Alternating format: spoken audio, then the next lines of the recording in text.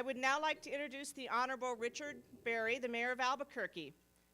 Richard Berry was sworn in as Albuquerque's mayor on December 1st, 2009. He came to office with over 20 years of business experience in New Mexico and the greater Southwest region. He is a former two-term state legislator from Albuquerque. He was a member of the House of Representatives, and when he was there, he championed fiscal responsibility, education reform, and public safety, and he was known for his ability to work across the aisle. As mayor, he has continued those strengths and traits and has added government transparency to his list of priorities, all while maintaining a very practical approach to governing. Mayor Berry moved to Albuquerque in 1982 from Nebraska to attend the University of New Mexico, where he received his degree in finance and administration.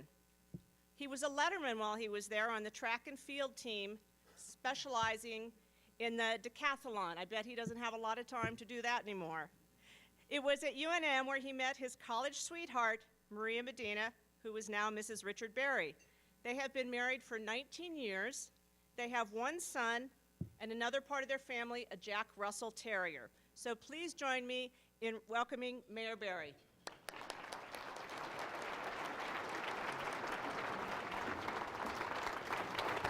Thanks. Thanks, Pat. Appreciate it. Thank you. Thank you. What a beautiful day. Good grief. No wonder we live here. Well, first of all, I want to say thank you to Terry Cole. Thank you, Pat. Thank you to the Greater Albuquerque Chamber of Commerce for hosting our luncheon today, and all the business people in the room today. You do so much for our community, and the fact of the matter is we can't run a city without business. And so thanks for what you do. Thanks for everything, the risks that you take in our community. Thanks for creating jobs. We're gonna work hard for you. You notice I do have a prop with me today. It's not a bronze bust of me, I promise you that. I'll get to that a little bit later. But I want to start off by saying a couple of congratulations. I'd like to congratulate Susana Martinez for winning the governor's race. Let's give her a hand.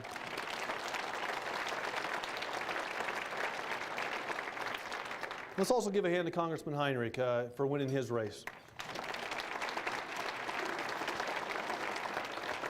You know, we work hard to forge working relationships on a bipartisan basis, and these relationships are really the foundation of what we can do as a city. And to everybody that ran, and all the candidates, I can tell you, having been there myself, and there's other elected officials in the room, we can all tell you the same thing. And if you're willing to stand up and put yourself forward for public service, whether you win or lose, that's an honorable thing. So I just really want to congratulate everybody that ran for office this year. I'd also like to thank our wonderful performers this morning for the truly great program that they put on, and you guys did a great job, NDI. Ladies, you did a wonderful job singing. Thanks for joining us today. And I'd like to make a special thank you, and I don't do this often enough. Maria's here with us today, my wife, your first lady is here. Maria, would you stand up for just a second and wave at everybody?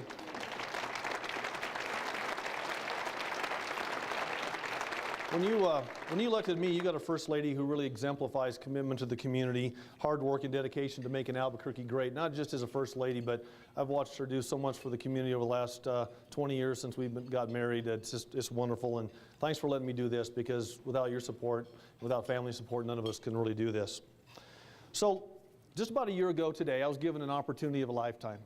I was given an opportunity to serve as a mayor of Albuquerque, New Mexico, really one of the truly great cities in our country. It's been an opportunity to work hard to instill public faith and confidence in their local government, because without confidence in your government, there's really no room for a candid dialogue that we need to move forward and to plan our future. Without transparency and accountability in government, we can't really truly serve the citizens. And from day one of this administration, we were determined to build a government that could balance a vision with reality. An administration that values personal ability, professionalism, and commitment over partisan politics. An administration that knocks down barriers rather than putting them up. We wanted to create an atmosphere where risk takers, job creators, entrepreneurs, and all citizens can flourish and thrive with a government that serves the people, not vice versa. We wanted to prove that bigger government is not better. The public can be served well in times of fiscal restraint with a leaner, more efficient government. We wanted the opportunity to make Albuquerque safer, to make this a great place to raise a family, to start a business, to retire, or to simply chase your dreams. And I think we got a good start over the last 11 months, but there's a lot left to be done. There's tough decisions yet to make, tremendous opportunities to pursue, and bridges yet to build in our community. Albuquerque's citizens are bold. Our character and resolve are solid. We are resilient. Our community has tremendous assets, the greatest of which is our people. This is why, despite difficult economic headwinds, the state of our city is strong. Our future is bright, and we will emerge from this recession stronger. Those of us who were fortunate enough to live here know that Albuquerque's quality of life is second to none. There is no place like Albuquerque. So let's be proud of who we are. Let's let others take the lead from us. Let's set the standards, not follow them. The government I envision should earn the community's confidence, and you shouldn't have to waste your time and energy worrying about what government's motives are. It should allow all of us to go about our daily lives and to spend our energy on what is most important to us, our families, our careers and businesses, our dreams, and it should afford all of us the opportunity to give back to our communities, to all work together to improve our city, our circumstances, and our futures. Governing, while at times dealing with complex issues, does not have to be overly complicated. Sometimes the best solutions are the simple ones. But it does require resolve, and it requires collaboration with all stakeholders to ensure a positive outcome. Speaking of collaboration, I would like to say a special thank you and welcome the Albuquerque City Councilors who are with us today. I'd like to thank you all for taking time out of your busy schedule so that we could be at a venue like this for me to give the state of the city to you in front of a group so that they could hear the same message. So let's give them a hand.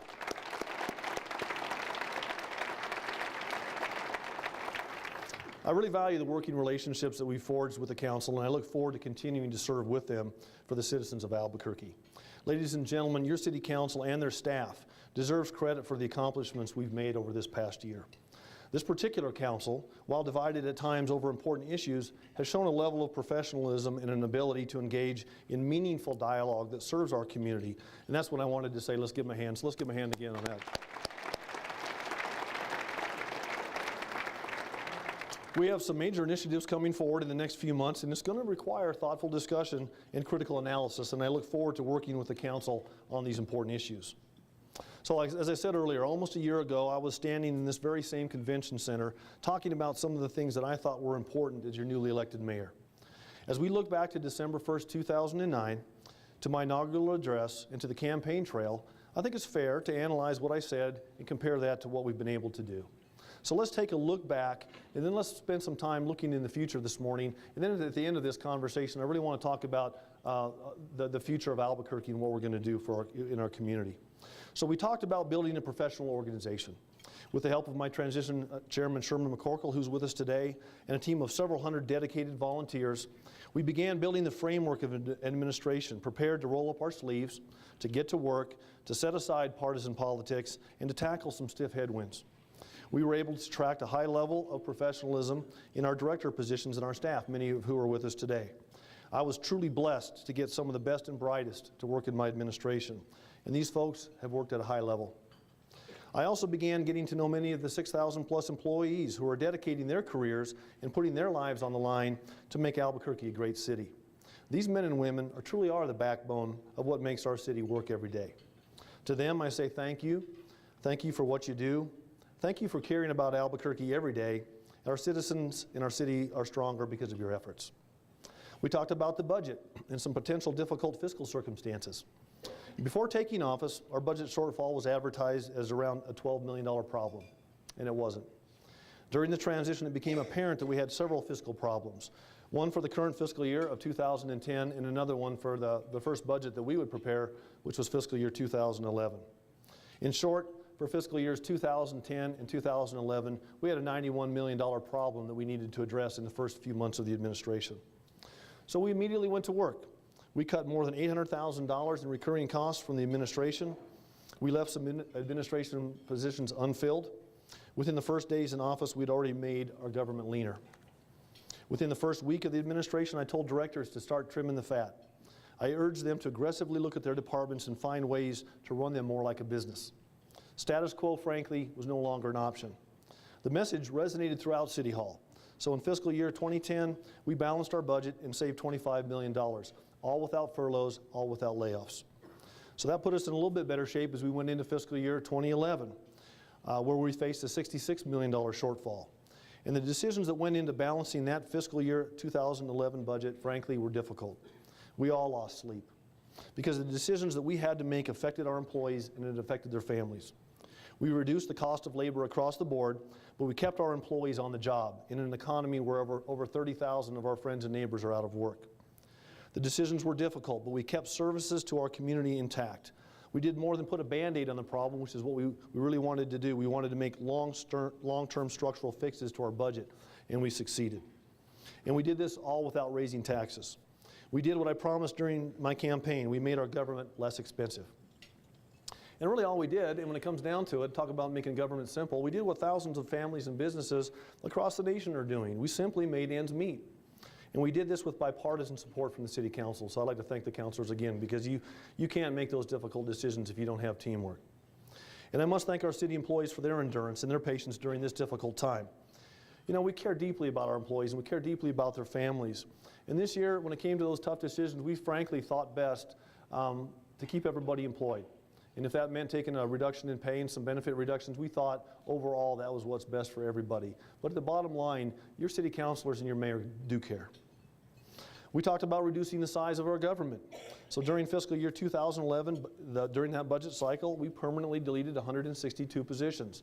We took 88 unfilled positions and we kept them on hold for a year. We actually reduced the size of Albuquerque city government by nearly $20 million. And our general fund appropriation is now at a level that we've not seen since 2006. We talked about bringing a business approach to city government, about government's role in job creation. And this is really the single most challenging issue facing New Mexican families right now. So on day one of my administration, I began working with John Garcia, my economic development director, to come up with a plan to help get our economy back on track. And I'm one of those guys that firmly believes that your government can't create jobs. The private sector has to create those jobs. Our job is to cut the red tape, to knock down barriers, and to make sure that we all have incentives, that there's legislation in place and policies that are favorable to attracting jobs to our city. So working with our economic development staff and our partners throughout the city, we came up with a plan that we call Thrive ABQ. It's got three distinct initiatives in mind. Albuquerque First is a buy local initiative aimed at both the city government as well as encouraging private companies and other public institutions in the Duke City to strive to do more business locally. Albuquerque Easy is just what it sounds like. Let's make doing business in Albuquerque easier. Time is money, as you know, in the world of business, and to that degree, we wanted to streamline city processes. We found a way to expedite the permitting process through a program called Fast Tracks, where the private sector can help us augment our plan check staff to get permits out the door faster. We're working on a program to allow all building plans to be submitted electronically and reviewed electronically. This speeds up the process, creates a better audit trail, and allows the city of Albuquerque to use the same cutting-edge technology currently being used by the building industry. We established a business resource center in City Hall right across the hall from my office. And this center already has helped over 300 small businesses or potential business owners to navigate the process at City Hall and has offered direction, seminars, and other tools to help small businesses in Albuquerque thrive. And finally, Albuquerque Recruits is an initiative that works in collaboration with our other partners from around the city to help recruit more industry to Albuquerque. Through Albuquerque Recruits, we will continue to target key industries such as manufacturing, film, and renewable energy. We all know that Albuquerque is a wonderful place, that's why we're here. But we need to spread that message across the country and the world, and encourage them to make Albuquerque their home. We've developed a very good incentive package. There's many of you in this room today that we've had these discussions. An incentive package to offer our new companies that want to relocate to Albuquerque. We've got a great workforce, we've got the best weather in the country, and our quality of life, frankly, is second to none. And we have amenities for families of any size. Albuquerque is a city that should seriously be considered for relocation and expansion, and we want to make sure that we're getting the word out. We talked about public safety and property crime. When I was knocking on thousands of doors during the campaign, the same theme came up over and over again. You know, we want to park our car in a driveway at night. We'd like to come out in the morning and find it there. You know, we're tired of having people steal our stuff. You know, we want to make sure that what we work hard for is being protected. And I really felt like that was one of those areas that's oftentimes neglected. So I told my public safety director and my chief of police to really make this happen. So let's take a look at a video for these two gentlemen. The first meeting I had with then Mayor-elect Barry about assuming the position of Public Safety Director, we weren't in that conversation 5 minutes. And he just looked at me and said, we must do something about property crime in Albuquerque. Mayor Barry made it very clear that property crime was his #1 priority, and he wanted us to come after the most aggressive property crime program that we've ever put together. And he wanted us to put together something that was going to be very comprehensive and someone that was going to make a definite impact on the community. He just looked me straight in the eye and said, Darren, it is one of the biggest quality of life issues for the people of Albuquerque, and we have to do something about it. I want an all-out assault on property crime.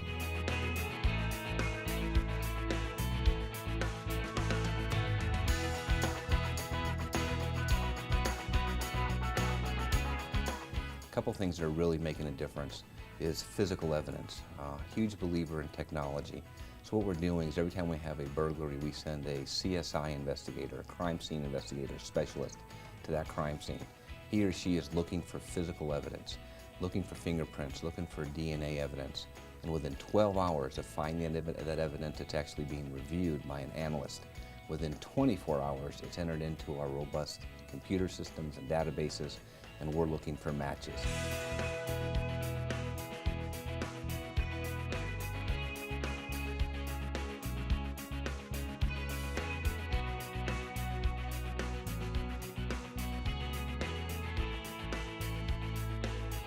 The property crime offenders that we're publishing in the newspaper, when that comes out on the 3rd Friday of the month, at 6 o'clock in the morning, as soon as those papers are being delivered, our phones are lighting up. People are calling us, turning in, neighbors, sometimes family members and friends. And what's happened is the entire community has rallied around the Property Crime Initiative. The Albuquerque Police Department took this, accepted this plan, and took it as, many of the detectives who I've worked with for years, when you talk to them, it's become competitive for them. It's a challenge to them. They want to catch the bad guys. It's what they do. And basically what we've done is said, go get them. I'm also convinced that we're preventing violent crimes, because many of the violent crimes that we see occur are actually property crimes that go bad. This is something he feels strongly about. He is passionate about making Albuquerque, first and foremost, a bad place to be a criminal.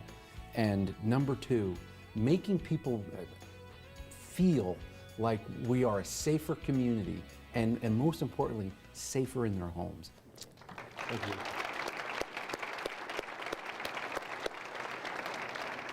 Thank you, Chief Schultz, and thank you, Darren. These guys really do take this seriously, and you know what? It's working. My folks tell me that property crime right now is down 19% since we started this program. So congratulations to the Albuquerque Police Department. Congratulations.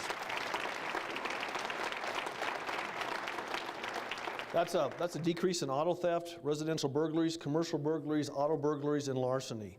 And these guys are right. It really is an all-out assault on property crime. And what this comes down to, this is you and me against the criminals. The whole community is rallying around this. We hear it often from people. We're in this battle together, and we're starting to win the battle. And for this, you deserve the credit. You, Albuquerque, are making this successful. With you, we've captured nearly 250 of Albuquerque's top property crime offenders. And without your tips and your efforts, we would never achieve these improvements so early on. But we don't want to declare victory. That's not what we're doing here today. We need to keep up the pace and continue to work as a community to fight crime. But once again, we have a good start. So going back to December of last year, we talked about transparency and its contribution to good government. And I'm proud to tell you that your city government today is setting the standard nationally for transparency.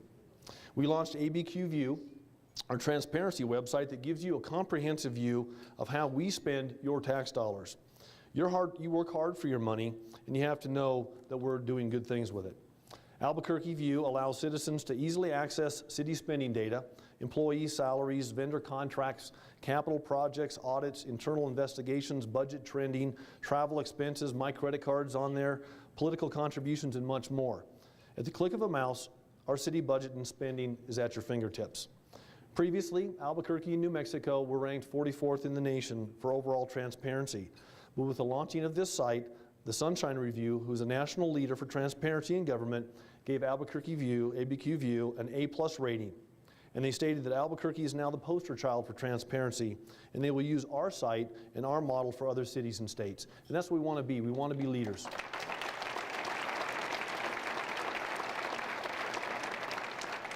I'm also proud to tell you that city government is more accountable than ever before.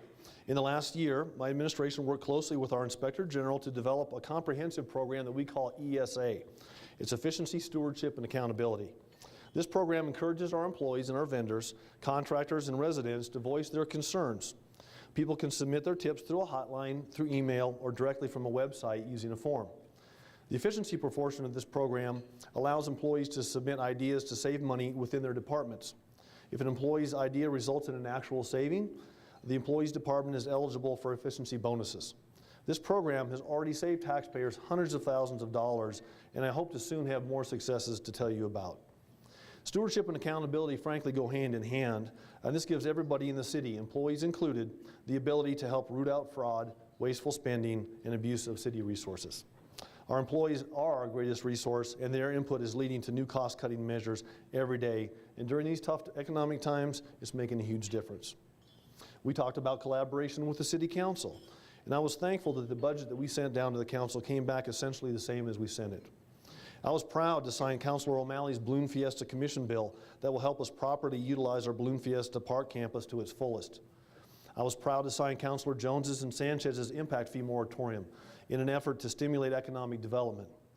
I was proud to sign Councilor Winter and Lewis's resolution supporting and thanking Kirtland Air Force Base and Sandia National Labs for their contributions to freedom around the world and contributions to our economy. I was proud to sign Councilor Cook's Small Business Impact Ordinance so the business community now has a larger voice in public policy making. And I was proud to work in a collaborative fashion with all 9 of our councilors to improve their neighborhoods, because cities are made of neighborhoods, and as we improve each individual neighborhood, our city gets better and better all the time. We talked about strength of our community. A strong community, frankly, is made up of people, strong and generous people. Let me give you some examples of a strong community. Last Christmas, when the Marine Corps Toys for Tots program was in a little bit of trouble, and they were in danger of not having enough toys for the kids that year. We simply called the news stations, got on television one morning, and within a couple of days, they had enough toys not only for 2009, but they had an overflowing warehouse and got a good start for 2010. This past spring, when Marie and I, the First Lady, asked you to join us for our first charity gala, we raised over almost $200,000 for local charities that help the homeless, senior citizens, and for job creation. All of this during tough, difficult economic times. And when I went to my first Department of Senior Affairs annual appreciation breakfast, I was informed that we were going to celebrate 326,000 volunteer hours. Can you imagine that? If you were to put these dollars into a payroll, we received $6.8 million of volunteer labor because people like you care about seniors and you care about the well-being of our city. And when we talk about service to our city, there's really no better example than Millie Martinez, who's with us today. Millie volunteers at our senior centers doing everything imaginable, from greeting members at the front desk, chairing committees at the Bear Canyon, organizing holiday food drives. Yeah, it just doesn't stop for Millie. And recently, Millie was given a Lifetime Achievement Award from our Senior Affairs program. But Millie doesn't volunteer for the credit. She does it because she loves Albuquerque, and volunteering truly gives her joy. So could you please join me in welcoming Millie Martinez. Millie, would you please stand up?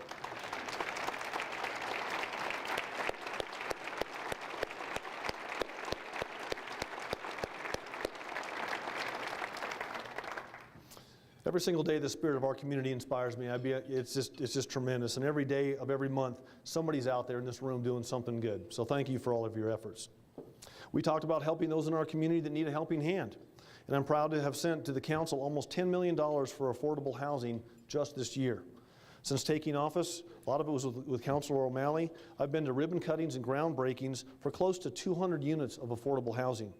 We have purchased additional land for development and have dollars in place to rehabilitate existing affordable housing throughout the city. Affordable housing gives folks a chance to succeed, and we will continue to make this a priority. We talked about potential successes in the care and treatment of our animal friends. And in the last year, we've reduced the number of cats euthanized in our city shelters by almost 25%. And I credit a robust spay and neuter program, stronger outreach to the public, volunteers, and an emphasis to cut out administrative positions at our animal welfare department and use that money to hire people who will have direct care of our animals. We talked about the importance of the transportation system. Did you know that we're breaking records month after month at ABQ Ride? In the last year alone, we had more than 11 million boardings on our buses, a new all-time high. That's a sign that we're getting the message across that we have a great public transportation system in Albuquerque and that it's safe and it's reliable and it's convenient. And with stories like those that I've just described, it's easy to take pride in our city. And guess what? We're not the only ones who are noticing how fantastic Albuquerque is. Let's take a look at the next video. Number 2, alternative energy leader. Number 3, best city for affordable homes. Albuquerque, ranked a low-cost destination. Number 5, metro for quality of life. Number 1 city to live and make films.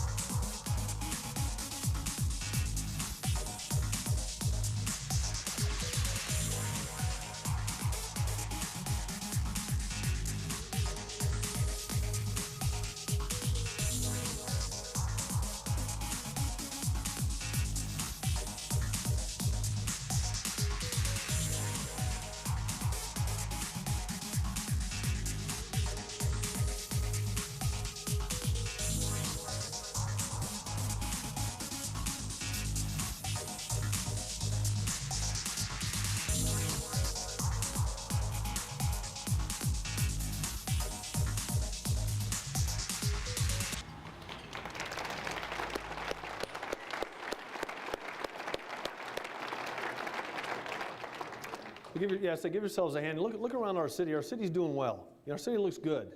And that's why I said earlier, the state of our city is strong. So we've talked a little bit about what we did last year. I thought we had a good year. Once again, thank you to the City Council for all the work that you've done. So now let's take a look ahead. Let's talk about what's coming up. We have many important projects in the works across the city, and we have a lot to look forward to in 2011. In 6 months, West Side commuters will be able to drive the entire length of Unser Boulevard from Rio Bravo north to Paseo del Norte. We continue to meet the needs of West Side growth. Our senior citizens and children will soon be able to enjoy the North Domingo Baca Multi-Generational Center. This state-of-the-art facility is a place where children and our seniors can meet, exercise, learn, and socialize. The way we recycle in Albuquerque will forever be changed in Albuquerque by this time next year with the help of our City Council. Right now, Albuquerque recycles only about 6% of our total solid waste, and that is unacceptable. So we're going to make it easier for you. We want to enter into a public-private partnership to develop a regional recycling processing facility. We've outgrown our current recycling plant. In 2011, I hope to have a new way to recycle in Albuquerque. I think we need to take a look at the impact fee system, which is currently underway. We need to look at an overhaul to make the playing field more even throughout our city. We need to create an island of competitiveness, not uncompetitiveness in our city. We need to make sure that we don't have stifling regulations in place that are overburdensome and disincentivize businesses to take risks. We need to revisit the planned growth strategy and decide if it represents the best plan today as we move forward in the current economy or whether it may need some changes. We need to plan and acquire more new open space, which we intend to do, more open space both on the west side and on the east side of Albuquerque. We will be starting 2 new fire stations, Fire Station 2 near the pit in Isotope Stadium in Councilor Benton's district, and Fire Station 7 in Councilor Sanchez's district. Rescue 8 in Councilor Harris's district will also be up and running. So 2011, I believe, will be a good year for public safety in Albuquerque. We have funding in place to make improvements to our public transportation system as well, including the addition of 5 Sun Vans for our paratransit ridership and additional bus routes and expansions for several of our busiest routes. We will complete a major solar project at the Albuquerque Sunport, a project that will bring additional renewable energy generation to our parking facility.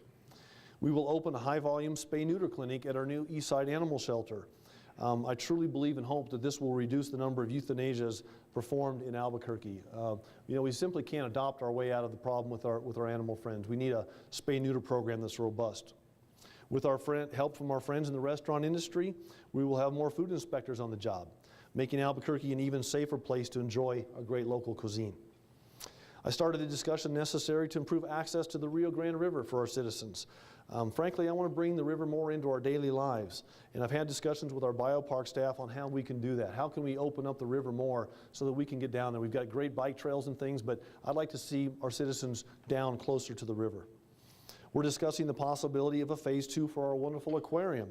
The plans are complete, and we're engaging the community to get your opinions on the project and how we might be able to get it started. So as you can see, we have a lot of good things planned for Albuquerque over the next year. So we looked at last year, we looked at next year. But what about the future? And as we look forward, we've got a lot to think about. And this is really what I want to hit on in my speech today. We know that there are a lot of great things in store for us for 2011, but I think it's time that we look beyond that. One of the first things I did once elected was to ask my staff to please compile a set of all the plans and regulations that the city has. Here's my problem.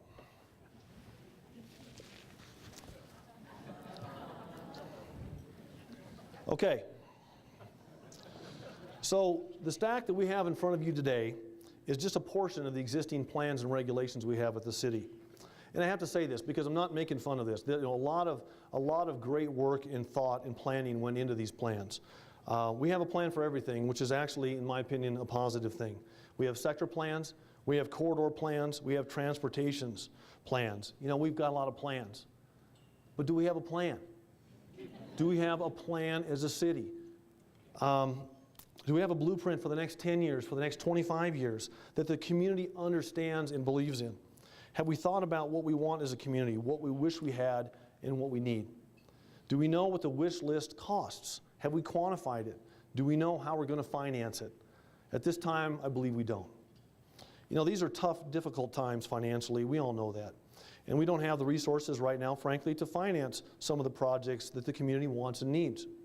I spent the last several months studying the possibility of a downtown event center and hotel complex.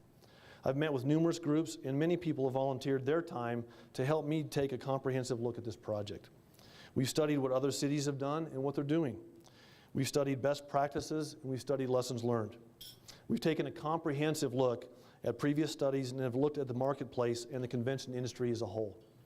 I've read hundreds, if not thousands, of emails from people in Albuquerque who cared enough to take the time out of their day to chime in to me on this important issue.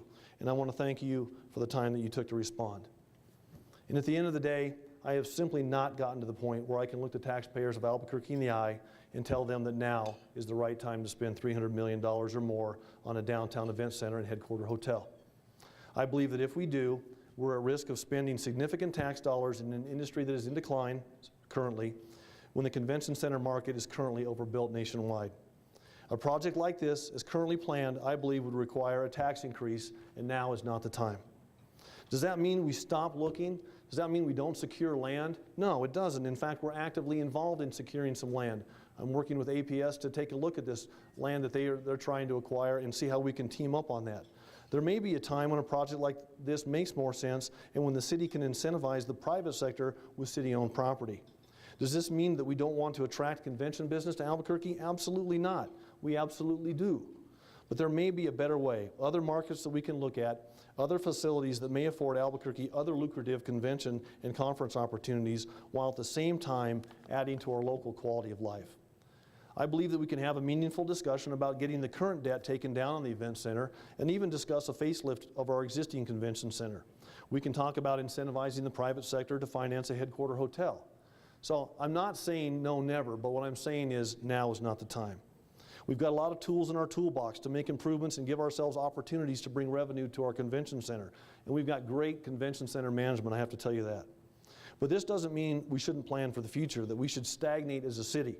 We should use this downtime to catch our breath and come together as a community to plan ahead. In fact, I'm going to be getting on an airplane Monday morning to spend several days visiting cities that have invested in their communities, in their downtowns, in their futures. I will be meeting with local officials, mayors, consultants, and other leaders to discuss best practices in cities that have made investments beyond just event centers and hotels. Investments that have returned value to the taxpayer and have proven to increase quality of life for their citizens. Cities like Denver, Indianapolis, Chicago, Oklahoma City are on the list. Does that mean we want to mimic these cities? No. We need a plan based on our unique assets and the strong points that Albuquerque has. But I want to see firsthand some of the ideas that Albuquerque may be able to incorporate into a long-range city plan. This economy will turn around sooner or later. We will want amenities and quality of life projects built in the future. Businesses and job creators, frankly, want a city that has a plan for improving itself and that has amenities. So why not engage Albuquerque citizens now? Dreams don't die during recessions. Smart communities do plan ahead. They invest in their own backyards for themselves, for their children, and for those looking to make Albuquerque home for their businesses and families. I'm advocating that we as a community spend the next year on an unprecedented journey. I want to engage those who care about our future, from every age group and from every quadrant of the city, in the development of a 25-year plan for Albuquerque, a plan that can survive from one administration to the next, a plan that incorporates amenities, facilities, recreation, convention, public safety, transportation, infrastructure, the arts and culture, economic opportunities with a regional approach. A plan that our community believes in because our community built it. A plan that has input from 8th graders to octogenarians. A plan for what we can accomplish in 5 years, 10 years, 15, 20, 25 years. A plan that incorporates our other plans, but that's easy to understand, that you can explain to your friends and to your family and your neighbors and people when they come to visit our city. This is going to be an arduous task. We understand that. And it's going to take a lot of time and it's going to take a lot of energy. You're going to see us canvassing citizens, asking questions that they may never have been asked before. Frankly, I need the community on this. I need you to tell us what you want out of this city, and then we need to make a plan for our city with a blueprint on how we're going to get there. I'm going to solicit the opinions of all age groups throughout our community. I want to know what seniors want to see in Albuquerque. I want to know what young professionals want. And I want to solicit the opinions of our youth, who are the ones that are going to inherit our great city in the years to come. We all know that Albuquerque is a fantastic city, but we can always be better. And I want to make sure that my son and your children and your grandchildren consider staying in Albuquerque because it provides endless opportunities for work, play, and quality of life. We need a comprehensive vision for the future, a vision of a city that our children and our grandchildren will enjoy. The vision of the future is one that I can certainly imagine. I certainly have my ideas, but I need and want your input and contributions. Help me compile the information, the wish list, if you will. And let us get to work compiling the data and developing strategies on how to implement that plan. Let us communicate back to you the costs associated with these citywide improvements. Then let's ask you, the community, if this plan is a plan that you can believe in. If so, we can move forward. If not, we keep working until we get a plan in place. You know, I often say it is the people who make this city great. My hope is that together we will define a clear path for Albuquerque to follow over the next 25 years. And regardless of who follows me as mayor, there will be a roadmap that has been endorsed by the community that other leaders can incorporate into their vision. This isn't about taking somebody else's vision away, but this is about our community standing up and saying there's certain fundamental things that we want. Now you as our elected officials go out there and follow that path. I'm not talking about specifics. I'm talking about things that we can do in our community throughout the city that our citizens want. So I'd like to thank you all for attending today, for giving your time and your talents. Our ability to build a better Albuquerque is in this room. It's in your minds, your energy, your support, along with hundreds of thousands of others in our community who work every day to make Albuquerque the great city that we are. We've weathered some tough roads over this past year, and we need to be vigilant as we move forward. But together, we can have a bright future. Thank you and have a great day.